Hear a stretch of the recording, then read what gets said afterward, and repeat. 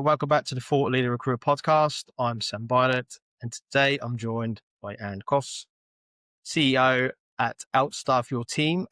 Welcome to the show. It's Hi, Sam. Thanks for having me. great to have you here, Ann. Let's start with your journey. You moved to Budapest and went and founded Outstaff Your Team. How did it all come about? Oh, it's a bit of a long story, but I'll try to be brief. Yeah.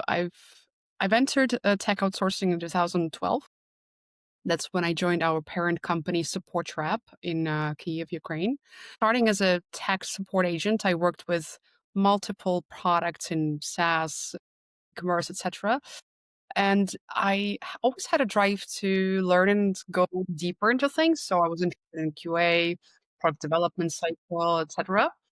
At the same time, the people components interested me much. So at a certain point, I took on HR manager role and later on operations manager. And at a certain point, I was interested in, since the company was taking, more of a technological turn. So we started hiring more developers and tech people in general. That's what I focused on. And this coincided with the COVID time when lots of businesses had the need for digitalization and fast. So we saw with our co-founders, we saw an opportunity of actually not just like answering this demand, but channeling into a separate venture. And I'm very happy that they trusted in me and supported this decision. So this is how Outstaff Your Team started when we decided to first outsource development. But in a year or so, we understood that outsourcing probably is not our expertise when it comes to development. So we started doing outstaffing, which essentially meant building teams with the needed tech expertise and taking care of their legal, finance, and HR needs. And currently, we call it staffing and recruiting agency. And that's what we do. We hire co-managed specialists for tech, digital, and creative teams globally. Okay, interesting. And you describe Outstaff Your Team as a boutique kind of staffing agency. What does that mean to you in practice? When it comes to hiring for tech, especially when we talk about software teams, I think there are a few factors involved. So it's understanding the overall business niche, strategy, plans, and understanding how that vision translates into the tech challenges and team structure. Then you need to have quite an idea about pros and cons of certain technologies, whether microservices or monolithic architecture works for this or that business, project management methodologies, etc. Then there is a part of company culture and generally understanding their growth stage. So all of that requires a lot of like business context plus technology context. And funny enough, when we started, I had two or three attempts to train recruiters in this company. And it was three failures for different reasons. And on the third one, I was like, okay, if this doesn't work, then we're closing. Because if I can't scale this, then it's doomed. But then I actually found a way, found people who were genuinely interested to learn and combined the needed soft skills and this desire to understand the technical challenges. Yeah. So the reason why we say boutique is because in order for you to really dive deep into the client's need like that, we take our time and we right now actually sign about 3-4 clients a month. And this is like top for now because we want to have really quality service that we deliver. So that's why we say boutique. Yeah, yeah, makes sense. And yeah, instead of kind of chasing the big enterprise contracts, you chose to focus on SMBs. What drove that decision?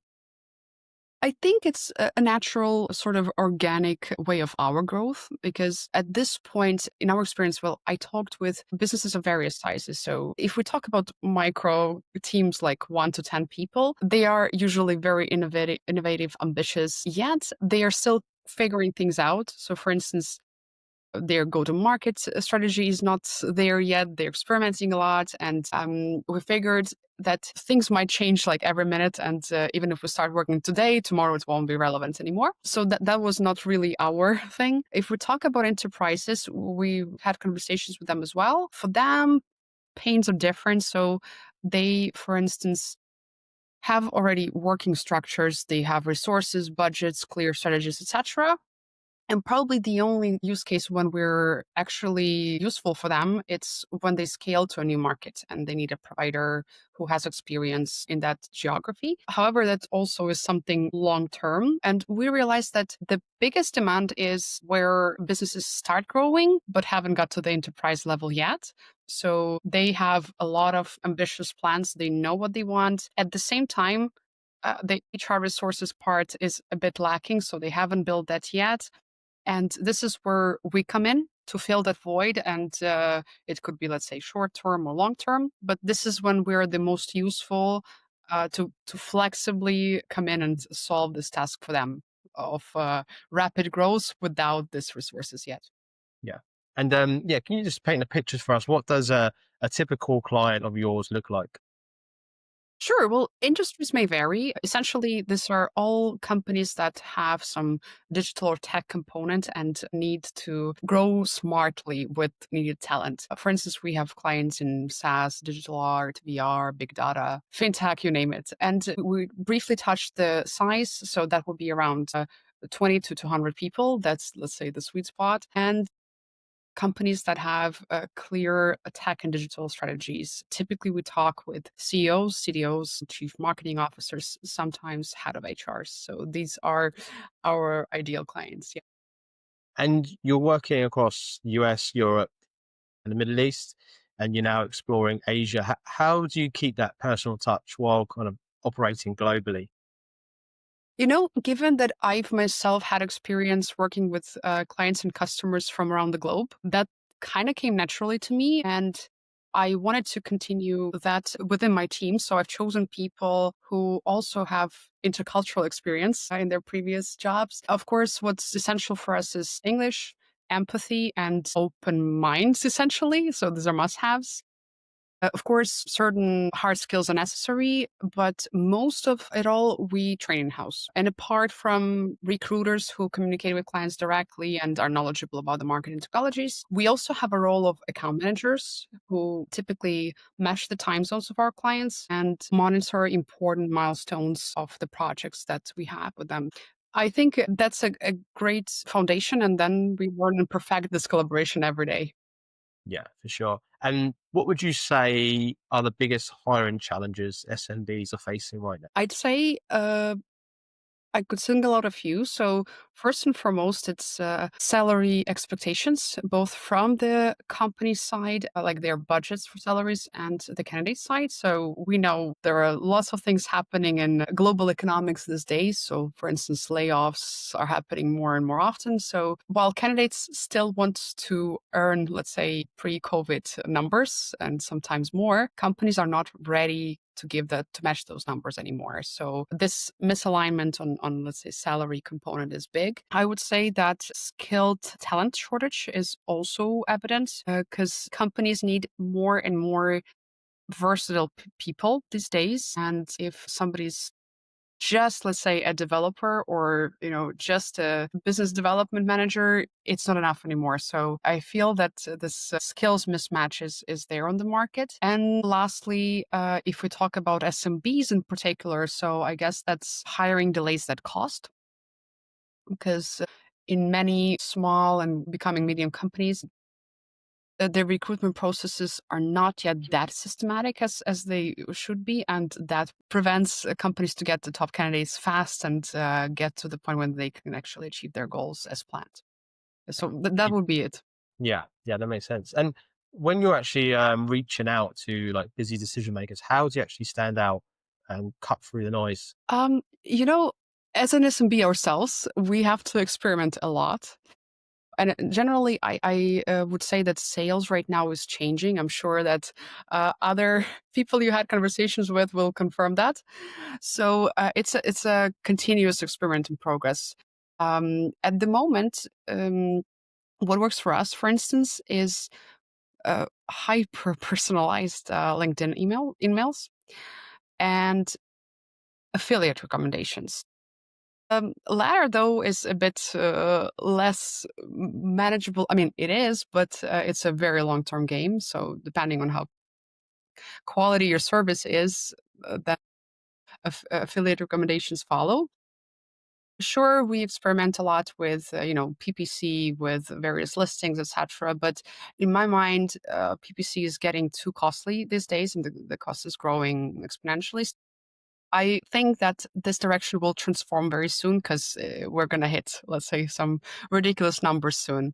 SEO is changing. So I think right now it's a race to get to AI search. And that's something we experiment with a lot. So we'll see where we get in a few months or by the end of the year. But yeah, so far the things that work are very personalized outreach messages and affiliate.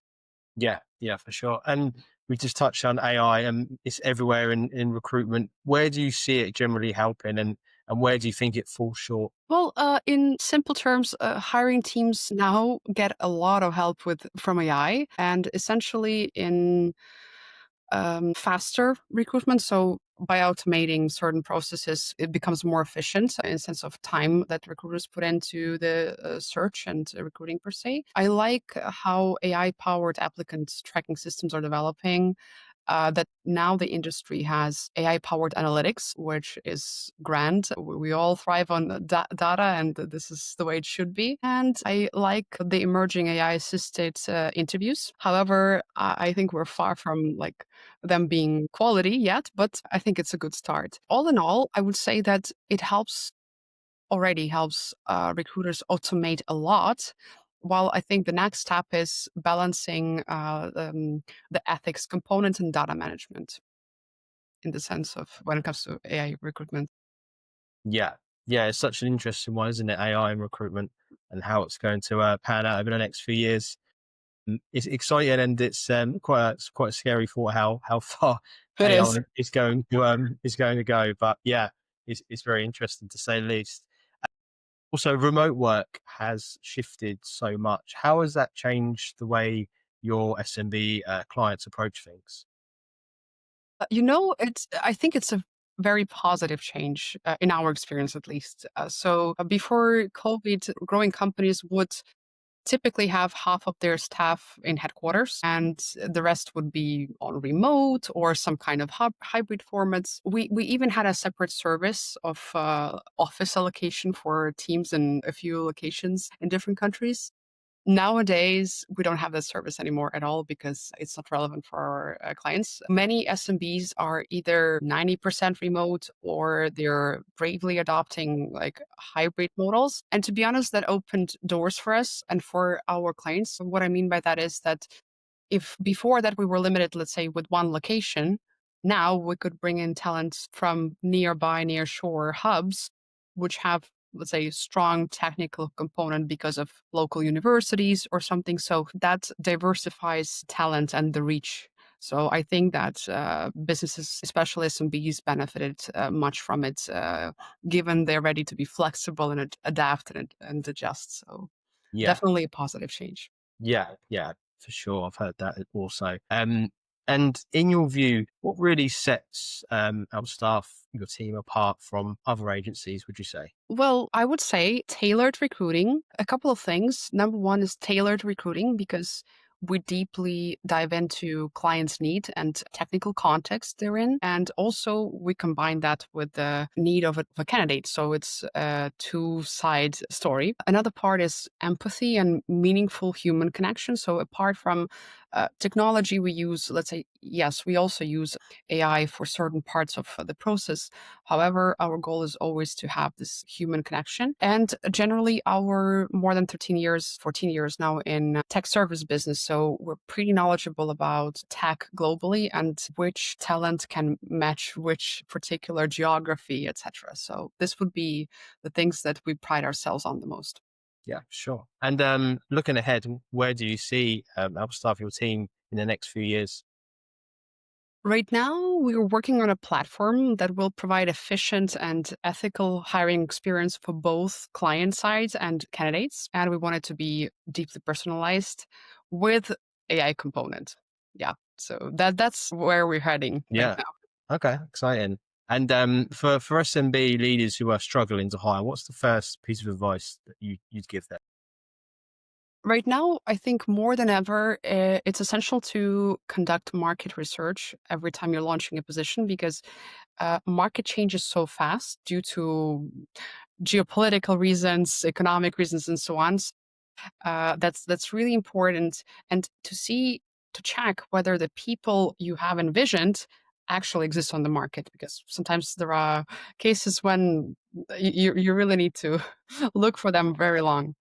Set realistic expectations when it comes to salary, role function, KPIs, what is actually needed for your business and what the market can match in that regard. Have structured processes using the same selection steps and structure of interviews helps immensely. So this way you can properly evaluate candidates. And of course, automate routinous processes with AI, minding how you handle data, the personal data of candidates. And what's got you most excited about the future of recruitment? Is there anything that you're excited about in the next coming years? It's really exciting. Of course, AI. Yeah, I probably won't be the only person saying this, but what I mean is that we're seeing amazing products and technology that emerges and allows businesses recruit and hire faster. What I'm excited to see is how, let's say, less biased it can be and how it can really translate the company culture and really create this whole immersive experience for both company and candidates. So I guess we're about to meet the time when everything is handled by AI until the final interview, I guess. So it's exciting to see, but I would say it's not essentially bad. It's transforming. So let's see where we get. absolutely. And for our audience, how can they get in touch with yourself and find out more about Outstaff Your Team? Sure, I'm pretty active on LinkedIn, so you can message me anytime, or you can visit our website, outstaffyourteam.com. We'll be happy to chat and talk. So thanks, Anne. Really appreciate it. Thank you, Sam. Likewise. Cheers. Yeah.